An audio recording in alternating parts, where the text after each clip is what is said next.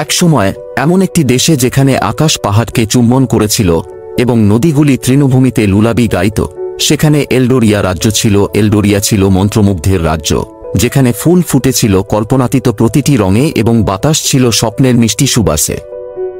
এলডোরিয়ার কেন্দ্রস্থলে ফিসফিস বন এবং ঝলমলে স্রোতের মধ্যে অবস্থিত স্ফটিক দিয়ে তৈরি একটি দুর্গ দাঁড়িয়েছিল। এটি ছিল প্রিন্সেস অরেলিয়ার বাড়ি, একজন কুমারী যার সৌন্দর্য কেবল তার দয়ার দ্বারা অতিক্রম করেছিল। অরেলিয়ার চুল ছিল সোনার মতো, চোখ ছিল গ্রীষ্মের আকাশের মতো নীল এবং এমন কণ্ঠস্বর যা এমনকি প্রচণ্ড ঝড়কেও শান্ত করতে পারে।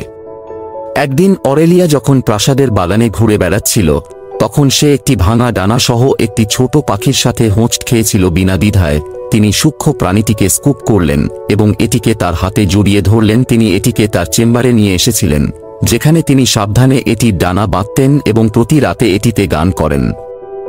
পাখিটি, যাকে অরেলিয়া লিরা নাম দিয়েছিল, দ্রুত রাজকুমারীর অনুরাগী হয়ে ওঠে। অরেলিয়া খুব কমই জানত লিরা কোন সাধারণ পাখি ছিল না, তিনি ছিলেন একটি জাদুকরী সত্তা, যাকে বনের প্রাচীন আত্মারা দেশে বিশুদ্ধতম হৃদয় খুঁজে পেতে পাঠিয়েছিলেন।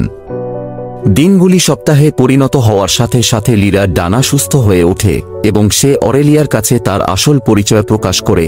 প্রিয় রাজকুমারী, লিরা বলল, আপনি মহান দয়া এবং ভালোবাসা দেখিয়েছেন। আত্মারা আপনাকে এলডোরিয়ার হার্ট পুনরুদ্ধার করার জন্য একটি অনুসন্ধানে যাত্রা করার জন্য বেছে নিয়েছে। একটি শক্তিশালী রত্ন যা আমাদের দেশে সম্প্রীতি আনে, কিন্তু একটি দুষ্ট জাদুকর দ্বারা ভেঙে ফেলা হয়েছে।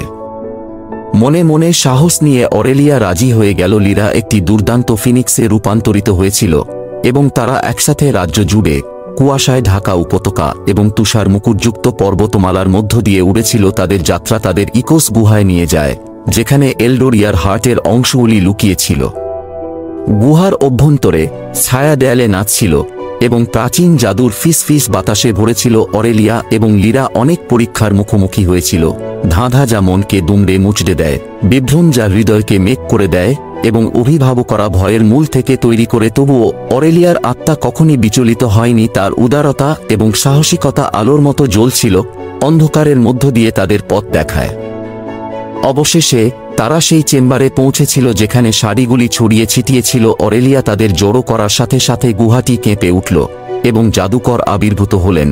নৃশংসতায় আবৃত তিনি হেসেছিলেন, কাঁচ ভেঙে যাওয়ার মতো একটি শব্দ, এবং অরেলিয়াকে আবদ্ধ করার জন্য একটি মন্ত্র ফেলেছিলেন। কিন্তু লিরা তার চারপাশে প্রজ্বলিত আশার শিখা নিয়ে রাজকন্যাকে রক্ষা করেছিল। যেখানে প্রেম আছে সেখানে মন্দ প্রভাব রাখতে পারে না, লিরা ঘোষণা করেছিল। তার কণ্ঠ প্রাচীন আত্মার শক্তিতে অনুরণিত আলোর বিস্ফোরণে জাদুকরকে পরাজিত করা হয়েছিল এবং শার্টগুলি একত্রিত হয়ে এলডোরিয়ার হৃদয়কে নতুন করে তৈরি করেছিল। অরেলিয়া এবং লিরা দুর্গে ফিরে আসেন, যেখানে হার্ট তার সঠিক জায়গায় স্থাপন করা হয়েছিল।